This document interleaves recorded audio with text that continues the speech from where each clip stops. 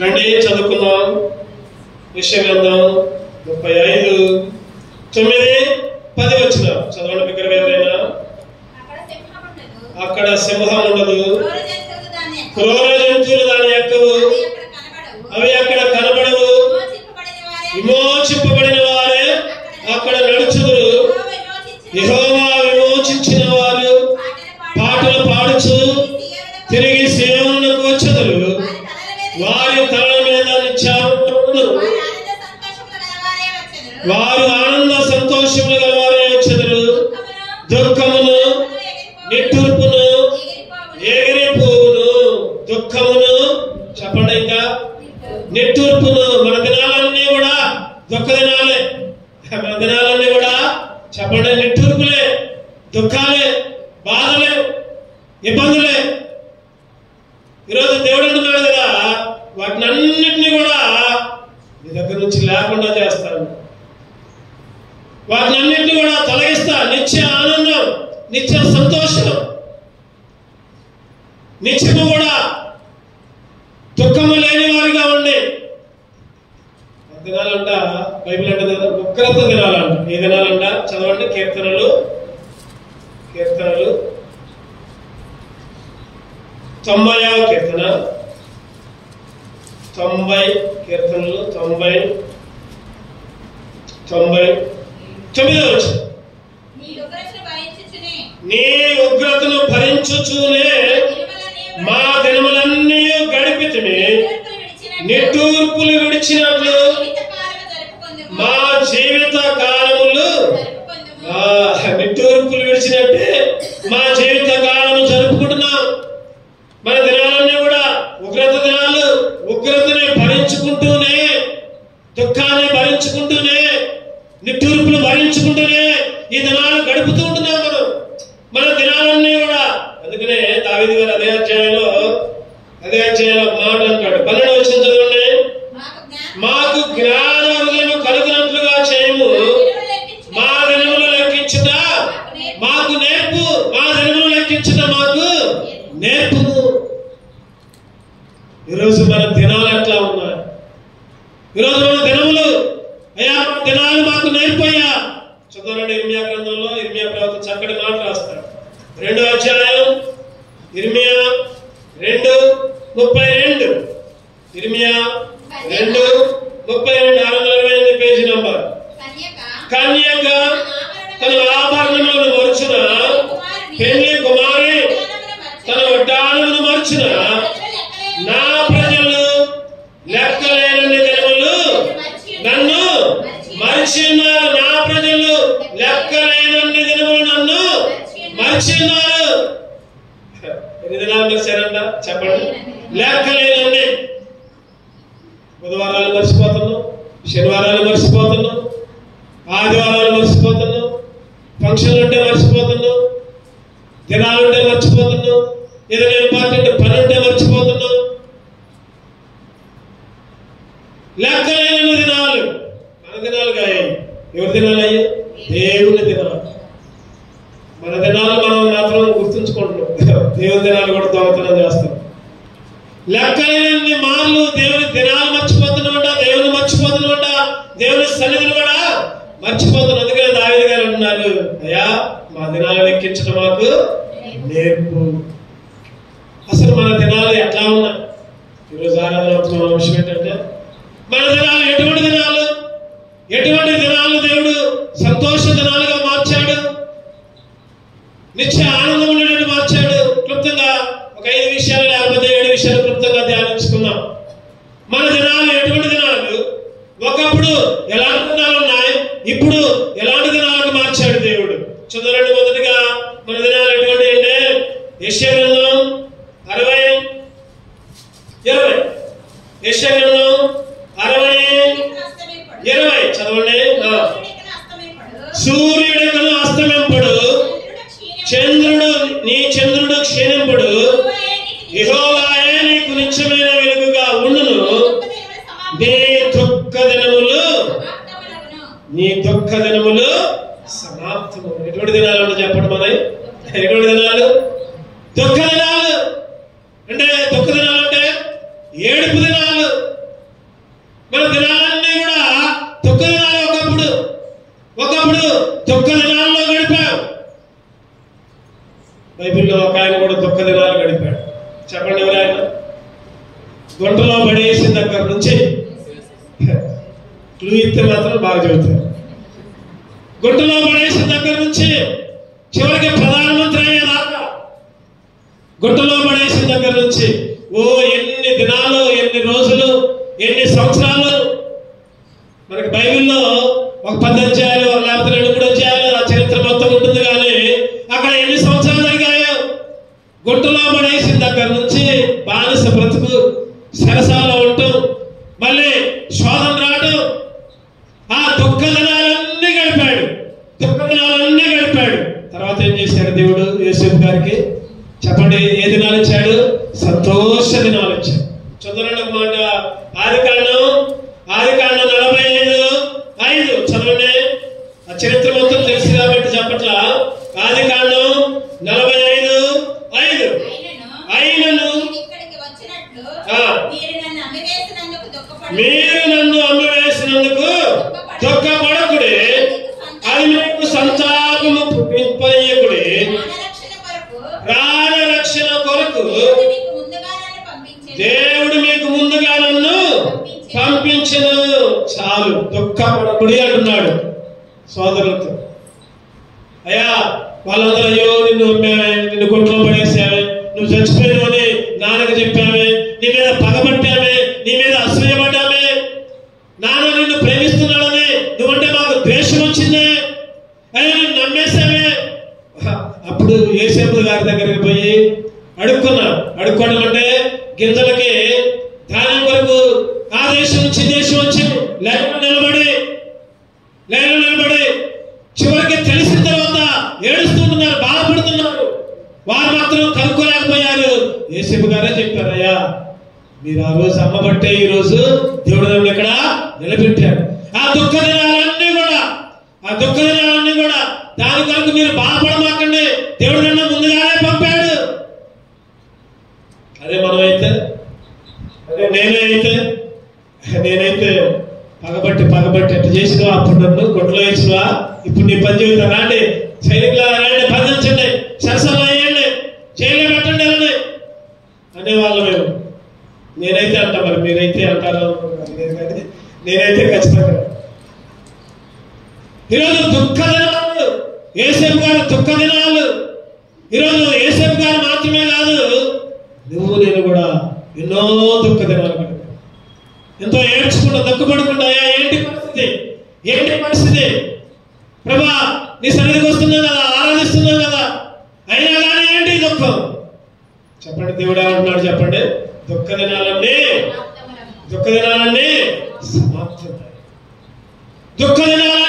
సమర్థమైన సియోనును ఆశ్రయించగానే దుఃఖము నిట్టూర్పులు ఎగిరిపోయెను. సియోనును ఆశ్రయించగానే దుఃఖము నిట్టూర్పులు ఎగిరిపోయెను. శాంతి సంతోషం నా హృదయములో ఉప్పొంగెను. శాంతి సంతోషము నా హృదయములో ఉప్పొంగెను. స్తుతి స్తోత్రం హల్లెలూయా, స్తుతి స్తోత్రం హల్లెలూయా. ఎప్పుడైతే సీయోనును ఆశ్రయించామో చెప్పండి, ఏమైంది? దుఃఖ దినాలన్నీ సమాప్తమే. ప్రభా నా దుఃఖ దినాలు తీసేస్తావా? ప్రభా లెక్కలైన దినాలు నేను మర్చిపోయాను ఆయన. ప్రభా లెక్కలైన సార్లు తప్పిపోయాను ఆయన. ఉగ్రత దినాల నుంచి, దుఃఖ దినాల నుంచి విడిపించావు, సంతోష దినాలు ఇచ్చావు. ప్రభా నిత్య ఆనందాన్ని చేశావు, అందుకే నిన్ను స్తుతిస్తాను. చదవండి, మొదటిగా మన దినాలు, దుఃఖ దినాలు విడిపించాడు దేవుడు. రెండవగా చదవండి, యోబు గ్రంథం 30, యోబు గ్రంథం 30:16, 441 పేజీ. నా ఆత్మ నాలో కరిగిపోయి ఉన్నది. ఆపదినములు నన్ను పట్టుకుని ఉన్నవే. ఏ దినాలంట చెప్పండి, ఏ దినాలు? ఆపద దినాలు. ఆపద దినాలు. ఒకటోది దినాలు చెప్పాలి, చెప్పాలి. ఒకటోది దుఃఖ దినాలు. రెండవది ఆపద దినాలు. మన దినాలన్నీ కూడా ఆపదలే. ఆపద దినాలు నన్ను పట్టుకొని ఉన్నవి. ఆపద దినాలు. ఈరోజు నువ్వు నేను కూడా ఎన్నో ఆపదలు, ఎన్నో ప్రమాదాలు, ఎన్నో అపాయాలు. నిజంగా దేవుడు ఈరోజు సజీవంగా ఉంచి దేవుని స్తుతించే భాగ్యం ఇచ్చాడంటే కేవలం ఆయన కృపే, ఆయన కనికరం. ఎన్నో ఆపద దినాల్లో కూడా దేవుడు మనల్ని ఎట్లా పీరుసారి చెప్పుకున్నాం అంతకుముందు ఒకసారి, కంటికి రెప్పలాగా, కంటికి రెప్పలాగా కోడి తన పిల్లల్ని రెక్కల కింద ఏ విధంగా భద్రపరిచిందో ఆ విధంగా నిన్ను కాచి కాపాడి ఆపద దినాలు. ఏ మాత్రం కూడా అపాయం లేదు. ఏ మాత్రం కూడా ఆ రోజు యూదులందరికీ అపాయం వచ్చింది. యూదులందరికీ అపాయం. యూదుల్ని చంపాలని ఒక తాకీదు వచ్చింది, ఉంగరపు ముద్ర వచ్చింది. ఏ రోజుల్లో చెప్పాలి, ఎవరైనా చెప్తారు? ఏ రోజుల్లో? ఎవరి రోజుల్లో? ఎవరున్నారు అప్పుడు? ఎస్తేరు రోజుల్లో, మొర్దెకై రోజుల్లో, రాజైన అహష్వేరోషు పరిపాలించే రోజుల్లో ఒక గుంటనక్కాయ హామాను యూదులందరినీ చంపాలని ఆపద దినాలు క్రియేట్ చేశాడు, సృష్టించాడు. అందరికీ ఆపద. అందరూ భయపడిపోయారు. అయ్యో ఎట్లా మొర్దెకై మీద పగబట్టి. ఎందుకు పగబట్టాడు మొర్దెకై మీద చెప్పండి? ఎందుకు? నమస్కారం చేయాల. వీడి దగ్గర వచ్చేటప్పుడు పోయేటప్పుడు అందరూ నమస్కారాలు అంటున్నారు, మొర్దెకై మాత్రం నమస్కారం చేయాల. ఆహా నేనంటే ఏమనుకున్నా చూపిస్తా, నేనంటే ఏదో చూపిస్తా. ఏం చేశాడు? ఉరిపోయే సిద్ధపరిచాడు. రాజు దగ్గర పోయాడు. రాజుతో చెప్పాడు, ఎట్లా ఉంది పరిస్థితి, ఎట్లా ఉంది. రాజు కూడా హామాను మాటలు విన్నాడు. సరే కానీ చదవండి అన్నమాట.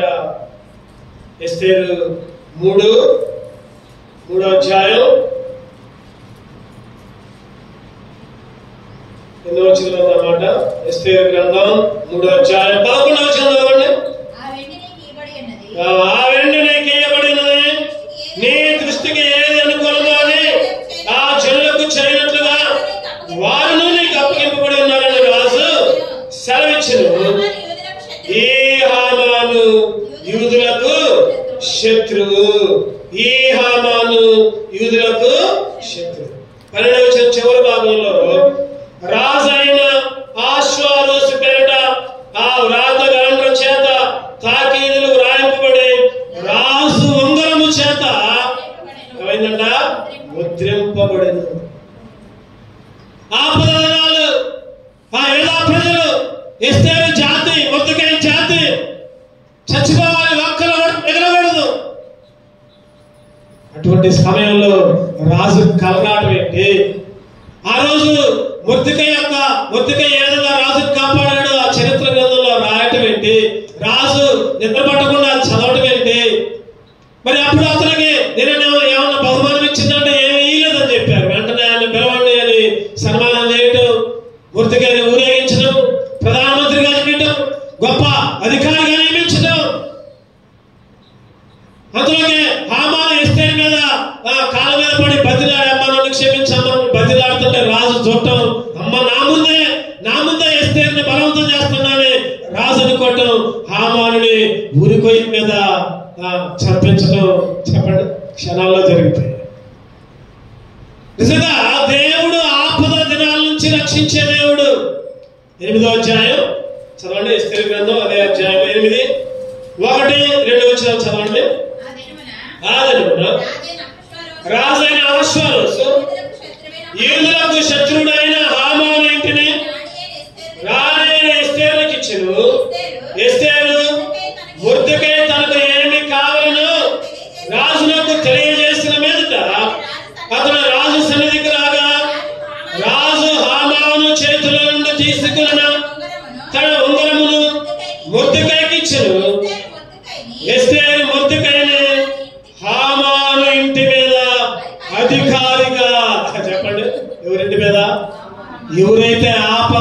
సృష్టించాడు.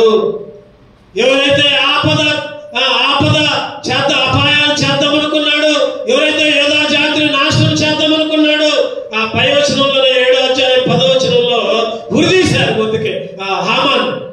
మొర్దెకై కొరకు ఆ ఉరిదీస్తే, ఆ ఉరి కొయ్య సిద్ధపరిస్తే ఆ మొర్దెకైకి బదులు ఎవరు వచ్చారంటే అక్కడ హామాన్ వచ్చారు. తలకిందులు పరిస్థితులు, తలక్రిందులు.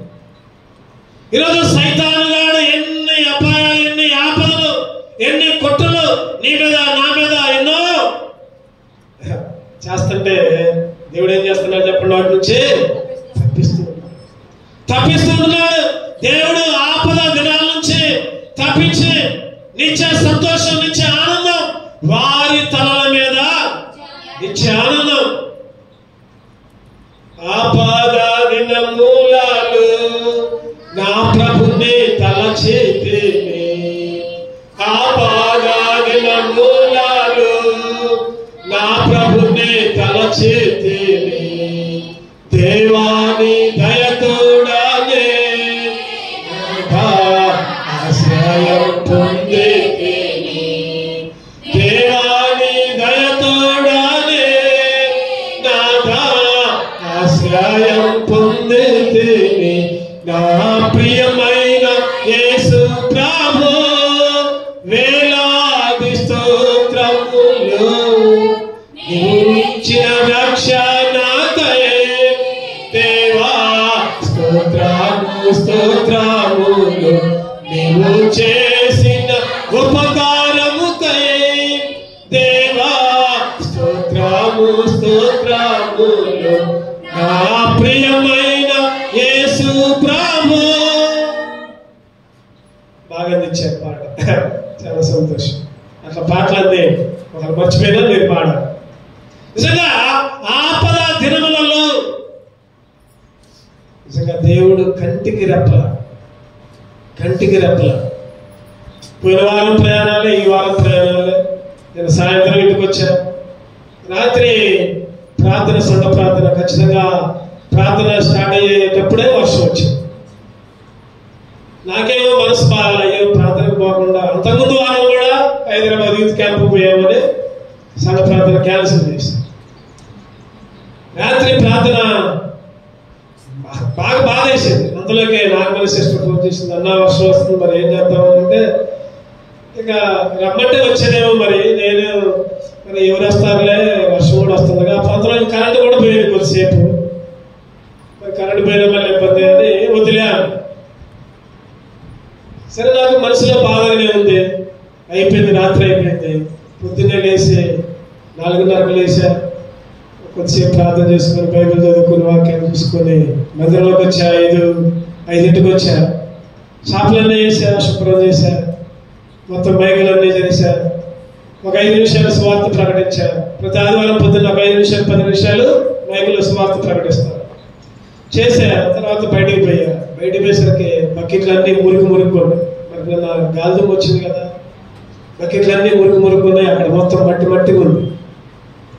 సరే, బకెట్లు కడిగి, బాత్రూంలో కడిగి నీళ్లు పెట్టా. 2 బకెట్లు పెట్టా. ఇంకో బకెట్ ఉంది, ఆ బకెట్ కూడా మన సొప్పల, ఆ బకెట్ కూడా కడిగి జామ చెట్లకి వెళ్ళి నీళ్లు పోసి అట్లా వెళ్తాం.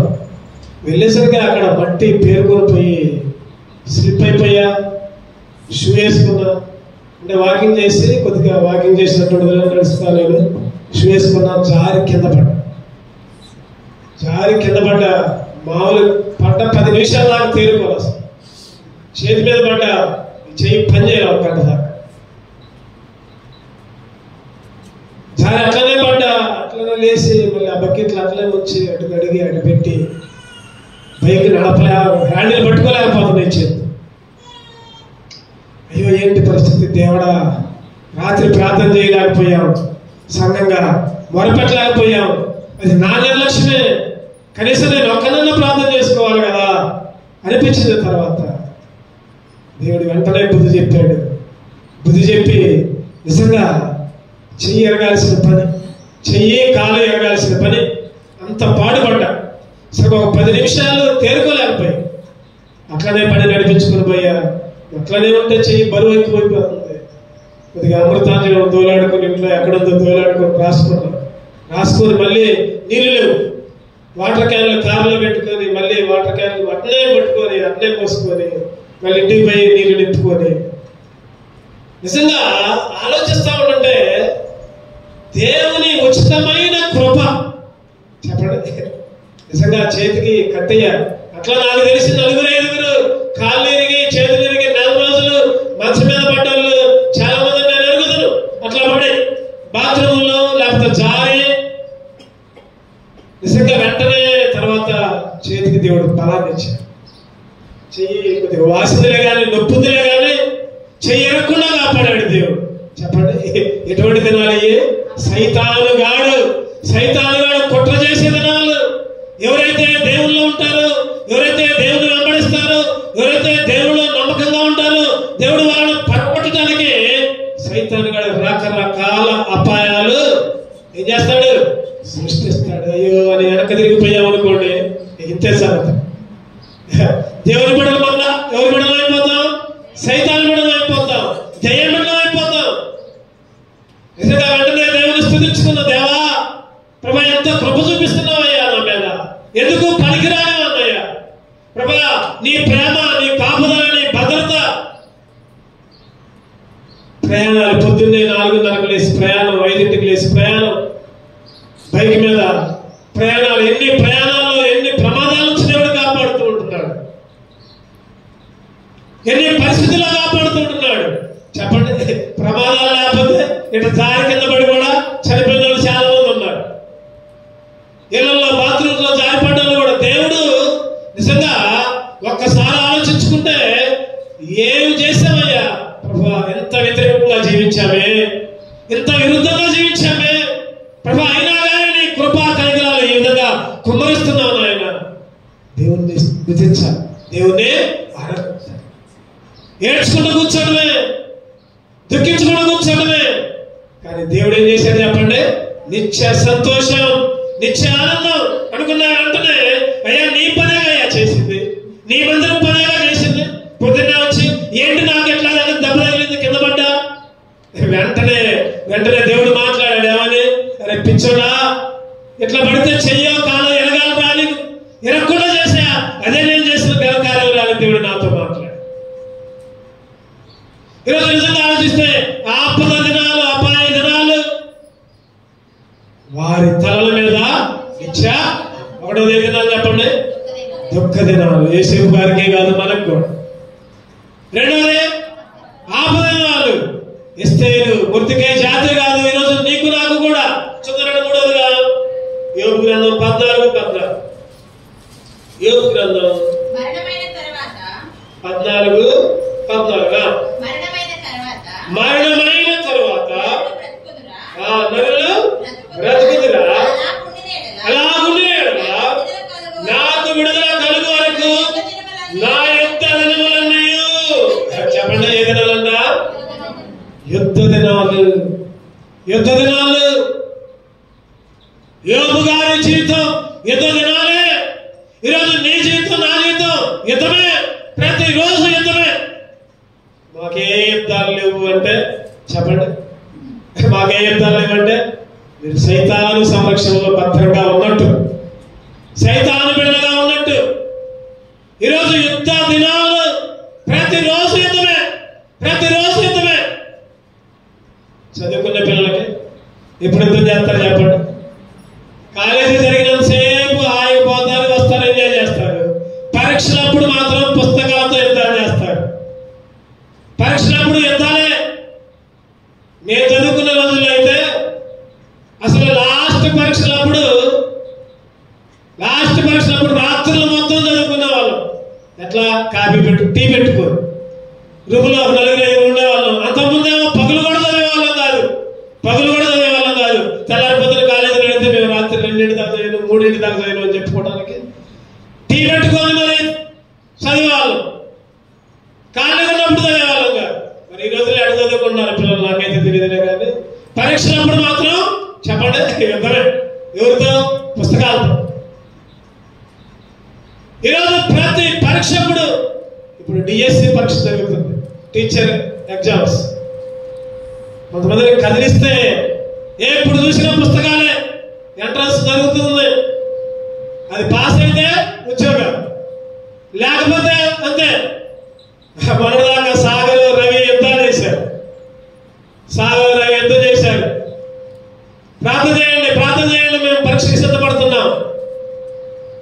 యుద్ధాలే, తిండి మాని, నిద్ర మాని, కుటుంబాన్ని మాని, తిని తినక యుద్ధాలే. దేవుని చిత్తాన్ని బట్టి దేవుడి వాళ్ళకి ఉద్యోగాలు రావాలని కోరుకుంటున్నాం, ప్రార్థన చేశాం. దేవుని చిత్తం ఎట్లా ఉండదు. ఈరోజు చాలా మంది జీవితాల్లో పరీక్షలప్పుడు కానీ, ఉద్యోగాలప్పుడు కానీ, పెళ్లిళ్ళప్పుడు కానీ శరీరంతో కూడా యుద్ధమే. చెప్పండి, శరీరంతో కూడా యుద్ధమే. ఈరోజు ప్రతిదీ కూడా మన దినాలు ఎట్లా ఉన్నాయి చెప్పండి, యుద్ధ దినాలు. అందుకనే దేవుడు అంటా ఉంటాడు, ఆ రోజు ఇశ్రాయేలీయులు కూడా యుద్ధములో విసిగి వేసాలని మోషే ఇశ్రాయేలును తోడుకొని వస్తే దేవుడు అంటున్నాడు కదా, మీరు ఓరక నిలుచుండి చూడండి, యుద్ధం ఎవరిదంట? యెహోవాదే. యుద్ధం ఎవరిది? మనం యుద్ధం చేసేది. దేవుని మీద ప్రారంభపెట్టు. నీ చింత యావత్తు. అంతేగాని మందిరాన్ని అగ్గొట్టి, దేవుని సన్నిధిని అగ్గొట్టి నేను చదువుకుంటా నాకు ఉద్యోగం రావాలంటే బాగోదు. నువ్వెంత కష్టపడి చదువుకున్నా దేవుని సన్నిధిలో ఉంటే ఆ దీవెన వేరే, ఆ ఆశీర్వాదం వేరే. ఈరోజు మందిరాలు అగ్గొట్టి, ప్రార్థనలు అగ్గొట్టి, వాక్యం చదువుకోవడం, బైబిల్ చదువుకోవడం మానేసి ఈరోజు చాలా మంది చదువుకుంటున్నారు కానీ బైబిల్ ఉంటుంది కదా, యెహోవా ఆశీర్వాదము ఐశ్వర్యం ఇచ్చిన బైబిల్ ఉంటుంది. నువ్వు ఎంత కష్టపడ్డా నరుల కష్టము చేత ఆశీర్వాదం పొందుకోలేవు. నువ్వు 24 గంటల పని చేయి, లేదా 1000 సంపాదించు, దేవుని మందిరంలో గడపకుండా ఆదివారం రోజు ఒక 3 గంటలు దేవునికి ఇవ్వకుండా నువ్వు ఎంత సంపాదించినా అవన్నీ కూడా చిల్లుపడ్డ కొండలో నీళ్లు పోతుంటారు. చిల్లు జేబు డబ్బులు వేసుకుంటే ఎంతో, చిల్లు చర్చలు చిల్లర వేసుకుంటే ఎంతో, అంతే. ఆ డబ్బులన్నీ సంపాదించిన డబ్బులన్నీ ఎటో పోతాయి, మనకు తెలియకుండానే పోతాయి. హాస్పిటల్ కను, లేకపోతే దానికనో, వీడికనో, ఇంకా దేనికో జాగ్రత్త. చెప్పండి, మన జీవితం అంతా కూడా యుద్ధ దినాలు. చదవండి, నిర్గమకాండం మాట చదవండి, దాని చెప్పిన మాట. మీరు ఓరక నిలుచుండి చూడుడి. ఎక్కడ వచ్చిన చెప్పండి, వాళ్ళు నిర్గమకాండం 14 వచ్చిన చెప్పాలి. 14 13 కూడా చదవండి. అందుకు మోషే, భయపడకుడి, యెహోవా మీకు నేడు కలుగజేయు రక్షణను మీరు ఓరక నిలుచుండి చూడుడి. మీరు నేడు చూచిన ఐగుప్తీయుల మీదట మరి ఎన్నడూ చూడరు. యెహోవా మీ పక్షమున యుద్ధము చేయును. మీరు ఓరక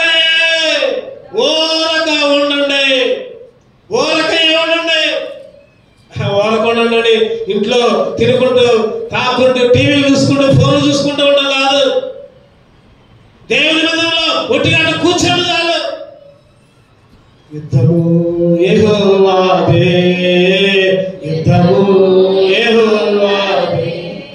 రాజులు మనకెవ్వరు లేరు, చదువులు మనకెవ్వరు లేరు, రాజులు మనకెవ్వరు లేరు, శూరులు మనకెవ్వరు లేరు, సైన్యములకు అధిపతి అయిన యెహోవా మన అండ, సైన్యములకు అధిపతి అయిన యేసయ్యే నాకుండ.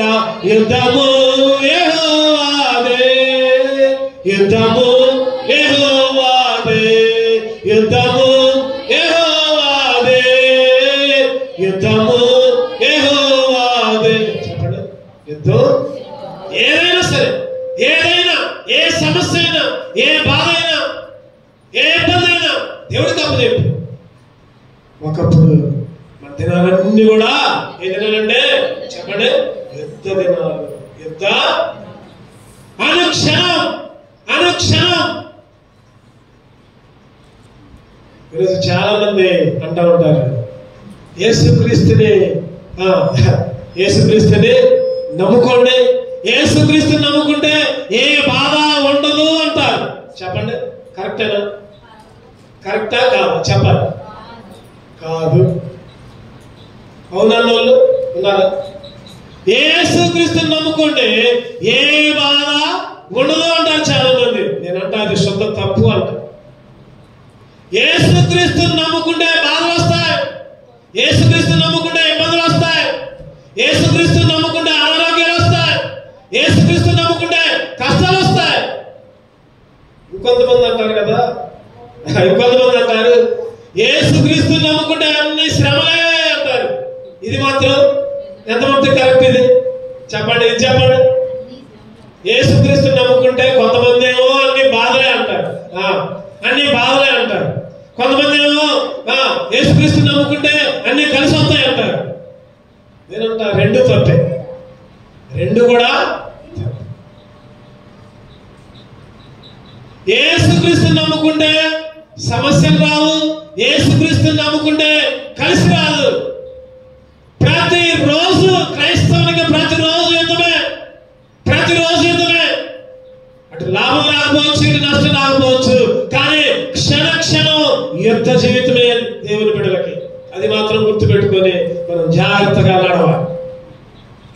ప్రతిరోజు ప్రతి క్షణం అనుక్షణం అనుక్షణం సైతానుతో యుద్ధం చేసుకుంటూ ఉండాలి. ఎవరితో యుద్ధం చేయాలి? సైతానుతో, లోకంతో, లోక ఆలోచనతో, లోక తలంపులతో. ఈరోజు దేవుడు యుద్ధ దినాలన్నీ కూడా తీసేసి సంతోషాన్ని ఉంచాడు. ఇంకోటి చూద్దారండి, ఇంకొక విషయం చూద్దారండి. యోబు గ్రంథం 30:27. యోబు గ్రంథం 30:2441 పేజీ. నా పేగులు మానక మండుచున్నవి, అపాయ దినములు. ఏ దినాలంట?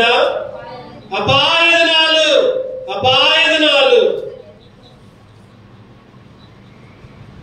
ఒకటోది దుఃఖ దినాలు, రెండవది ఆపద దినాలు, మూడవది, నాలుగవది అపాయ దినాలు. దావీదుకి ఎన్ని అపాయాలు, ఎన్ని అపాయ దినాలు గడిపాడో దావీదు రాజు గారు. ఎన్నో సార్లు సౌలు చంపడానికి ప్రయత్నం చేశాడు, ఎన్నో సార్లు. యోనాతాను చెబుతాడు, మా నాన్నని చంపడానికి చూస్తాడు, జాగ్రత్త. నేనేం తప్పు చేశా? ఎందుకు మీ నాన్నను చంపుతుండు?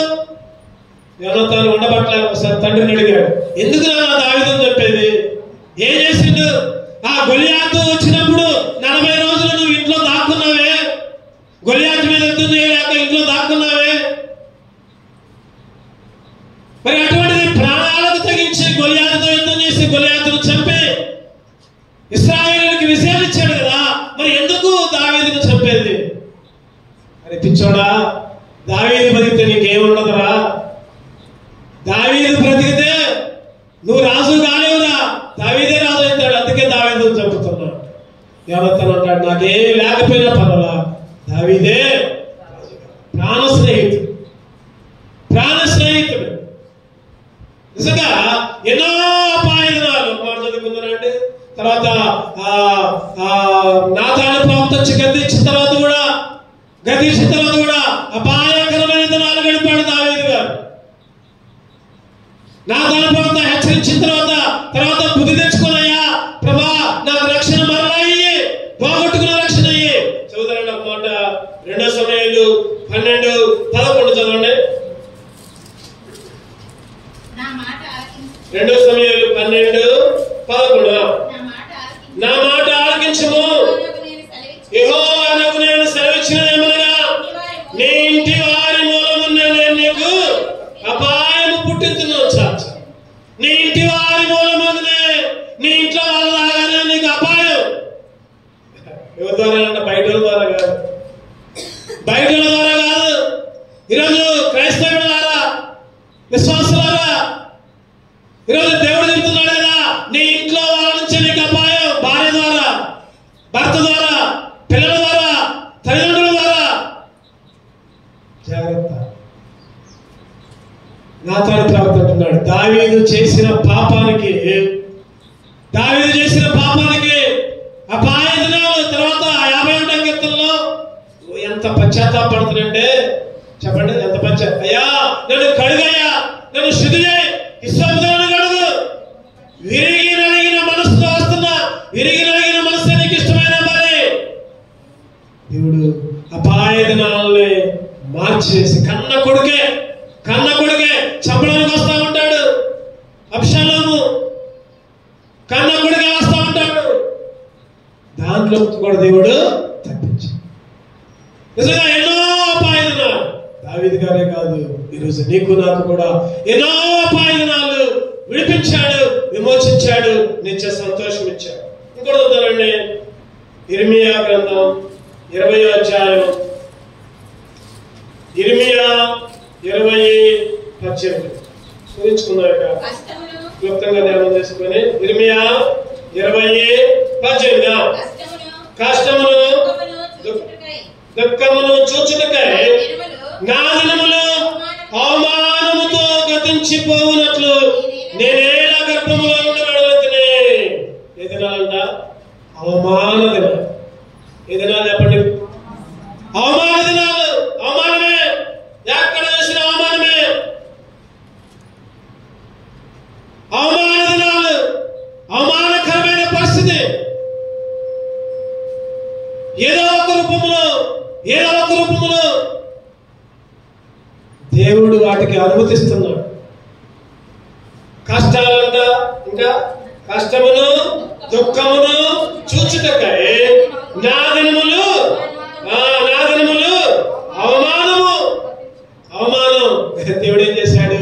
అవమాన దినాలని పూర్తి చేశాడు. ఎండు చేశాడు. ఏంటంటే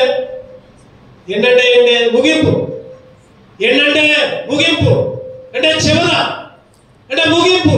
క్రికెట్ గ్రౌండ్లలో పేర్లు పెడతారు, ఏమని? రిచర్డ్స్ ఎండ్ అంటారు, వివిఎన్ రిచర్డ్స్ ఎండ్, లేకపోతే సచిన్ టెండూల్కర్ ఎండ్, లేకపోతే రికీ పాంటింగ్ ఎండ్.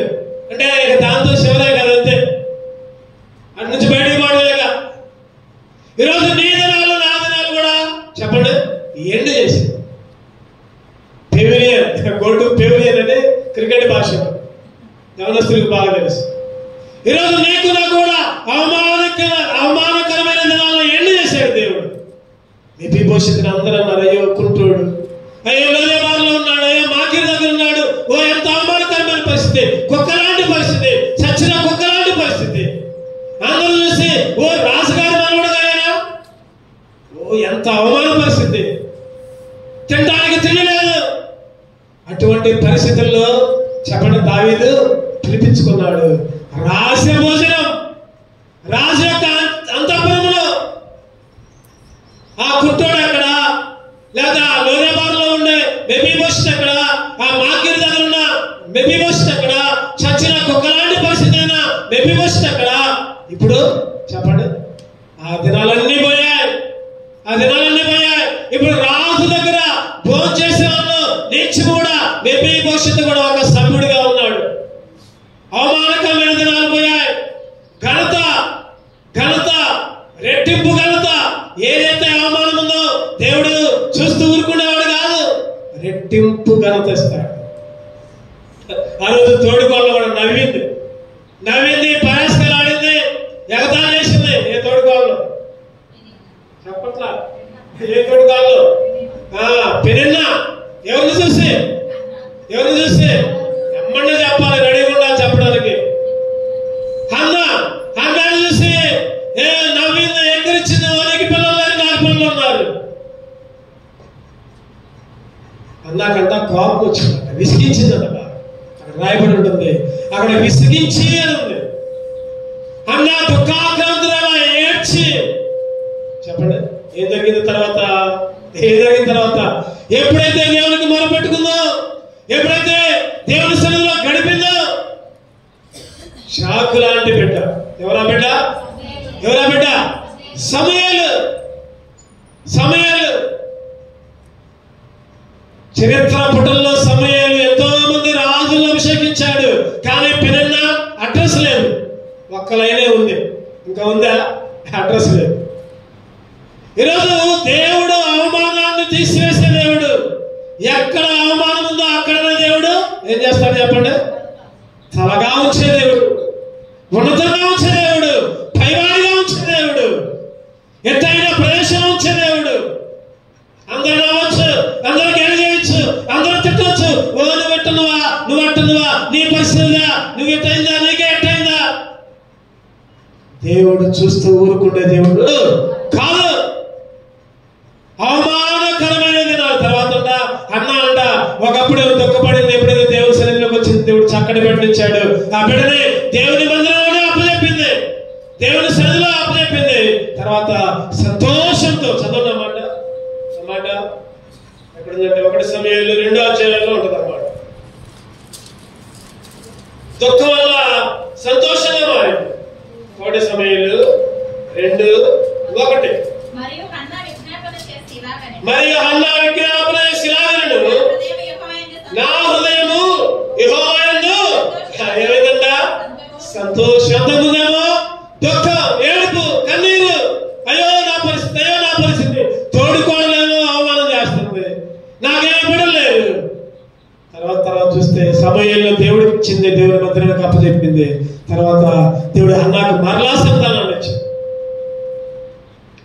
ఈరోజు నేనంటాను, ఒకప్పుడు నీ నాయ కూడా అవమానకరమైన దేవుడు ఇప్పుడు ఏం చేశాడు చెప్పండి?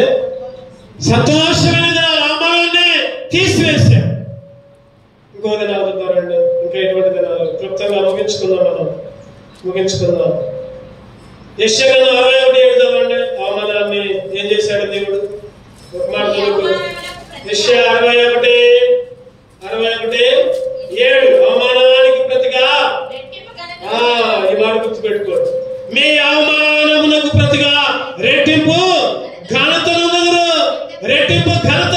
అవమానానికి ప్రతిగా నువ్వు ఎంత అవమానపడ్డావు దేవుని కొరకు, లోకంలో కాదు.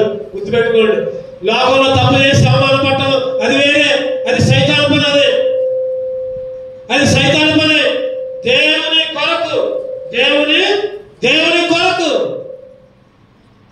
లోకంలో తప్పు చెప్తే ఏమొచ్చింది? అవమానం వచ్చింది, అందరూ తిట్టుకుంటారు, అందరూ గేలు చేస్తారు, అది వేరే.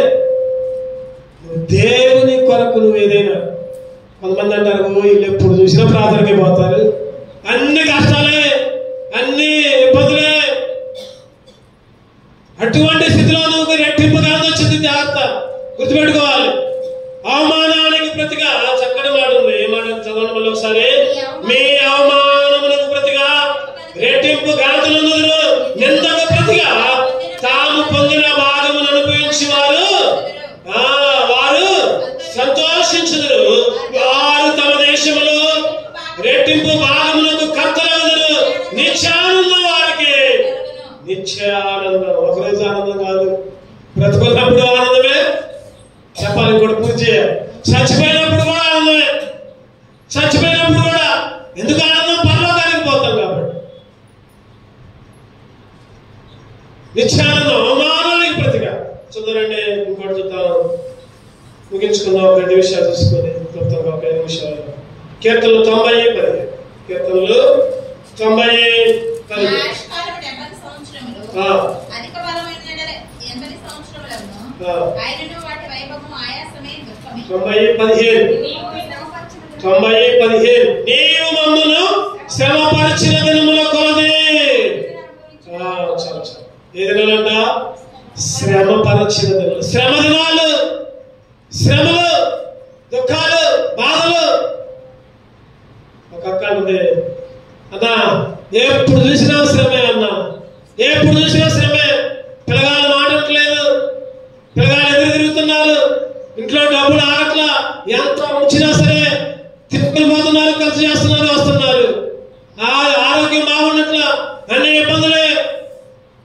అడుపక్క పొలాలు సరిగా పడట్లా, పంట సరిగా ఎట్లా, పశువులు సరిగా పాలయట్లా, అన్ని శ్రమ. ఎటు చూసినా శ్రమే, ఎటు చూసినా శ్రమే. ఏంటక్క మందిరానికి రావట్లేదంటే చెప్ప చెప్పండి ఈ మాట. ఏంటక్క మందిరానికి రావట్లేదు అడిగితే ఈ మాట. ఎడు చూసినా శ్రమే అన్నా, ఎడు చూసినా ఇబ్బంది. ఇంకేం మందిరానికి వచ్చావు, ఇంకేం మందిరానికి వచ్చావు? రాబోదే అట్లా మందిరం మానేస్తున్నా, నేను రాలేక, నేను రాను. నేనన్నా యోబు గారిని గుర్తు చేసుకో ఒకసారి. ఏమన్నా చెప్పండి, యోబు గారిని గుర్తు చేసుకో. 7,000 గొర్రెలు, 3,000 ఎడ్లు, ఇంటి ముందు పిల్లల శవాలు, అందరూ ఒక్కరోజు దగ్గర 10 మంది. మన ఇంట్లో ఒక్క శవం ఇంటి ముందు ఉంటే చెప్పండి ఎన్ని మాట్లాడతారు. ఒక్క శవం అన్యాయంగా చచ్చిపోతే, ఒక్క శవం ఉంటేనే పిల్లలందరూ శవాలు అక్కడ ఉన్నాయి. అంతా అన్ని మూల నుంచి కష్టం, అన్ని శ్రమలే, అన్ని ఇబ్బందులే, అన్ని బాధలే. ఒంటికి కూడా చెప్పండి కురుతులు, గీక్కునే పరిస్థితి. అని ఒక భార్య అంటుంది, ఎందుకయ్యా బతుకు, దేవుణ్ణి దూషించి చావరాదు. ఏమన్నాడు చెప్పండి, యెహోవా ఇచ్చెను, యెహోవా. ఈరోజు అనగలుగుతున్నాం మనం? ఈరోజు శ్రమలో అనగలుగుతున్నావా? యెహోవా ఇచ్చెను, యెహోవా. అయ్యో ఒంట్లో బాగలేకపోతే దేవుడా దేవుడా ఎందుకు ఎత్తున్నావయ్యా ఈ శ్రమ, ఎందుకు ఎత్తున్నావయ్యా ఈ గుండెల నొప్పి, ఎందుకు ఎత్తున్నావయ్యా తల నొప్పి, ఎందుకు ఎత్తున్నావయ్యా ఈ మూత్రపిండాల సమస్య, ప్రభా ఎందుకయ్యా నాకే కష్టాలు అన్నావా ఎప్పుడైనా? యెహోవా ఇచ్చెను, యెహోవా, యెహోవా నామమునకే స్తుతి కలుగునుగాక. నేనెల్లప్పుడు యెహోవాను సన్నుతింతును, నిత్యము ఆయన కీర్తి నా నోట నుండును. నేనెల్లప్పుడు యెహోవాను సన్నుతింతును, నిత్యము ఆయన కీర్తిని నా నోట నుండును. అంతా అంతా మేలుకే, ఏది జరిగినా మేలుకే. రోగం వచ్చిందా మేలే, కీడొచ్చిందా మేలే, ఇబ్బంది వచ్చిందా, శ్రమ వచ్చిందా మేలే. నీ ఇంట్లో చెప్పుకోలేని సమస్య ఉందా, నీ పిల్లల ద్వారా, లేదా నీ కుటుంబం ద్వారా, నీ భర్త ద్వారా, నీ భార్య ద్వారా, లేదా శరీరం ద్వారా, లేకపోతే ఆర్థికంగా చిరిగిపోతున్నావా? దేవుడు అంటున్నాడు కదా, చెప్పండి యెహోవా అంతా నీ మేలుగా చేస్తున్నాడు. ఒకటే అనుకోవాలి, ఎప్పుడైనా ఒకటే అనుకోవాలి, యెహోవా ఇచ్చెను, యెహోవా. ఈరోజు నీది నాది ఏం లేదు, గుర్తుపెట్టుకోండి. మనం ఎంతలో కలబడి ఎంతలో మాయమైపోయే ఆవిరి వంటి జీవితం జీవించే వాళ్ళం మనం. నీటి బుడగ జీవితం. రేపేమి సంభవిస్తుందో తెలియని జీవితం.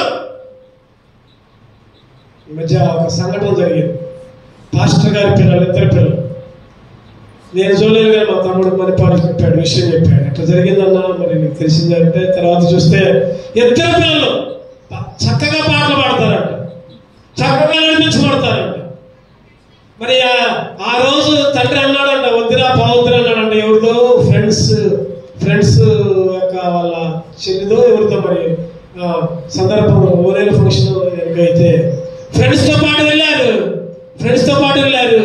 తండ్రి అన్నాడంట, వద్దురా అన్నాడంట. అయినా కానీ మా ఫ్రెండ్స్ పోతున్నారు, మేము పోతున్నాడు. పోయారు, 2 చనిపోయారు. నీళ్ళలో మునిగి 2 చనిపోయారు. భయంకరమైన పరిస్థితి. చెప్పండి, ఆ తండ్రి ఏమనుకోవాలి? అయ్యో నా పిల్లలు దేవుడు ఎందుకు నాకు ఎట్లా చేస్తుండు అనుకోట్లా. యెహోవా ఇచ్చెను, యెహోవా తీసుకుంటాడు. నిన్న మొన్నాం నేను విజయవాడ మీటింగ్కి వెళ్ళాను, ఊయూరు మీటింగ్కి వెళ్తే అంత ముందు రోజే మంగళగిరి దగ్గర అనుకుంటా దగ్గర 3 కోట్లు పెట్టి చర్చి కట్టుకున్నారు. యూట్యూబ్లో కూడా వచ్చింది. 3 కోట్లు ఖర్చు అయినాడు చర్చికి. ఓ సర్వాంగ సుందరంగా. ఒక చర్చి షార్ట్ సర్క్యూట్ అయింది, మొత్తం తగలబడి మొత్తం కాలిపోయింది. ఆ సేవకులు పిల్లలు చెబుతున్నారు, దేవుణ్ణి ఏమాత్రం కూడా నిందించక యెహోవా ఇచ్చెను, యెహోవా తీసుకుని పోయాను, యెహోవా నామమునకే స్తుతి కలుగును గాక. ఈరోజు దేవుడు శ్రమలు, దుఃఖాలు, బాధలు ఇచ్చినప్పుడు కుంగిపోవద్దు. పక్కెంటోళ్ళు అన్నారని మీరు కూడా వాళ్ళతో వంత కలపొద్దు. శ్రమైన, బాధైన, వస్త్రహీనత చదవాలన్నమాట. ఒక మాట వచ్చింది గుర్తుకి. మొదటి కొరింథీ, రెండో కొరింథీ,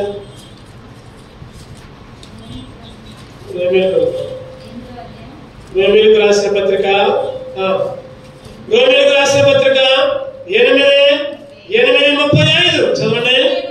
క్రీస్తు ప్రేమ నుండి మనలను ఎడబాపు వాడెవడు? శ్రమైనను, బాధైనను, హింసైనను, కరువైనను, వస్త్రహీనతైనను, ఉపద్రవమైనను, ఖడ్గమైనను మనలను ఎడబాపునా.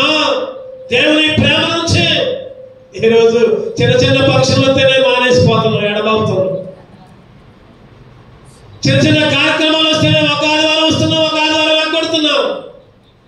పౌలు గారు అంటున్నారు, చెప్పండి, శ్రమైన, బాధైన, హింసైన, కరువైన, వస్త్రహీనతైన, ఉపద్రవమైన, ఖడ్గమైన. అరే ఎవరో పక్క బిడ్డలు చచ్చిపోతేనే మనం మందిరానికి రాం. అసలు మన మందిరం వాళ్ళు కాదు, మన చర్చి వాళ్ళు కాదు, వాళ్ళు చనిపోతేనే మందిరాలు కొడుతూ ఉంటున్నాం. మరి ఈ వాక్యం దేని గురించి చెప్పండి? ఉపద్రవమైన, ఆ మాట చూడండి, ఉపద్రవమైన. ఎటువంటి పరిస్థితి అయినా క్రీస్తు ప్రేమ నుంచి ఎడబాపు వాడు ఎవడు? ఎవరైనా చుట్టాలతోనే ఎడబాపుతున్నాం దేవుని ప్రేమ, దేవుని మర్చిపోతున్నాం, మందిరాన్ని మర్చిపోతున్నాం. సరైన క్రైస్తవులుగా, సరైన విశ్వాసులుగా ఈరోజు పేరుకు చర్చికి వస్తున్నాం, కష్టం వచ్చినప్పుడు దేవాదేవా, లేకపోతే దేవుని మర్చిపోవడం. ఇది కాదండి జీవితం, ఇది కాదు జీవితం. ఎటువంటి పరిస్థితి అయినా, ఎన్ని కష్టాలైనా, ఎన్ని ఇబ్బందులైనా, ఎన్ని శ్రమలైనా క్రీస్తు ప్రేమ నుండి మనల్ని నడపరిచే వాళ్ళు ఎవరు కూడా లేరు. ఒకళ్ళు అట్లా ఉన్నావా నువ్వు దేవుని ప్రేమించలేదు. పరిపూర్ణ జ్ఞానం లేదు, పరిపూర్ణ సహవాసం లేదు. చివరిగా అయిపోతుంది అవుతుంటారు, ముగించుకుందాం. ఎప్పుడు 2:10 చదువుకున్నారండి. చివరిగా ఒక్క మాట చదువుకున్నాం దీని గురించి, శ్రమ గురించి. ఎప్పుడు 2:10 ఎవరి నిమిత్తము సమస్తము ఉన్నవో, ఎవరి వలన సమస్తము కలుగుచున్నవో, ఆయన అనేకులైన కుమారులను మహిమకు తెచ్చుచుండగా వారి రక్షణకర్తను శ్రమల ద్వారా సంపూర్ణము చేయుట. ఎప్పుడంతా సంపూర్ణంగా ఉండేది మనం? శ్రమ వస్తేనే, కష్టం వస్తేనే నీకు బయటపడింది. శ్రమ వస్తేనే అసలైన విశ్వాసం బయటపడింది. ఆదివారం రోజు ఏదైనా పెళ్లి వస్తేనే అప్పుడు నీ విశ్వాసం బయటపడింది. పెళ్లికి పోతావా, చర్చికి పోతావా, అప్పుడు నీ రంగు బయటపడింది. ఏ పని లేకపోతే చర్చికి రావడం కాదు. అటువంటిప్పుడు ఇంకా ముందు రావాలి, అయిపోయేదాకుండా. అప్పుడు దేవుడు అబ్బా అలా నమ్మకమైన మంచి దాసురా, అలా నమ్మకమైన మంచి దాసురాలా. పెళ్ళి అయ్యేసరికి పోయిందా ఎక్కొట్టి, దినం అయ్యేసరికి పోయిందా ఎక్కొట్టి. పొద్దున ప్రాణాలకు ఫోన్ చేసేవాడు. ఏందా ఫోన్ చేసిందని నేను స్నానం చేసి రెడీ అయిపోయాడు. మళ్ళీ ఫోన్ చేస్తే అత్తరా ఇక్కడికి వచ్చిన తర్వాత రాయాలమ్మ అమ్మ చెప్పింది. అయ్యా దినానికి పోయింది అయ్యా. ఈరోజు అన్ని స్థలాలకి నేను దాంట్లో మందిరంలో ప్రార్థనలో గడిపెళ్ళండి. గడిపి ఒక 2 గంటలు, 1 గంట గడిపెళ్ళండి. దేవుని మందిరంలో గడిపెళ్ళండి. పూర్తిగా దేవుణ్ణి తిరస్కరించి దేవుని మందిరంలోకి రాకుండా నీ ఇష్టం వచ్చిన జీవితం జీవిస్తుంటే నేను బాగున్నాలే అనుకుంటే కుదరదు. బాగానే ఉంటావు, లోపల పుండు వచ్చింది, ఒక్కసారి బయటపడింది. అది ఏంటి? పుండు క్యాన్సర్. తెలియదు, బాగానే ఉంటావు, బాగానే తిరుగుతావు, బాగానే చేస్తావు, ఇక అయిపోయినట్టే. జాగ్రత్త. సంపూర్ణంగా శ్రమ వచ్చిందంటే దేవుడు ఏం చేస్తాడంట? శ్రమల ద్వారా సంపూర్ణంగా. నాకు ఈ వాక్యం చాలాసార్లు గుర్తుకొచ్చింది. శ్రమల ద్వారా ఆయన ఇంకా పరిపూర్ణంగా, సంపూర్ణంగా ఒక బంగారపు రింగు లేకపోతే చైన్ లేకపోతే ఇంకేదైనా మనం ధరించుకునేది అది కాల్చి కాల్చి కాల్చి కొట్టబడి కొట్టబడి కొట్టబడి శుద్ధితో దెబ్బతిని తిని రూపంలోకి వచ్చింది. ఈరోజు దేవుడు నిన్ను కూడా నన్ను కూడా ఆ రూపంలో మార్చడానికే మన జీవితంలో శ్రమ తీసుకుని వస్తున్నాడు. గుర్తుపెట్టుకోవాలి. అయ్యో నాకు శ్రమ వచ్చింది, బాధ వచ్చింది అనుకోకూడదు. శ్రమ దినాలను దేవుడు సంతోష దినాలుగా మారుస్తాడు. చివరిగా ఇంకొకటి ముగించుకోండి. ప్రసంగి 12:1 అందరికీ తెలిసింది. ప్రసంగి దుర్దినములు రాకముందే,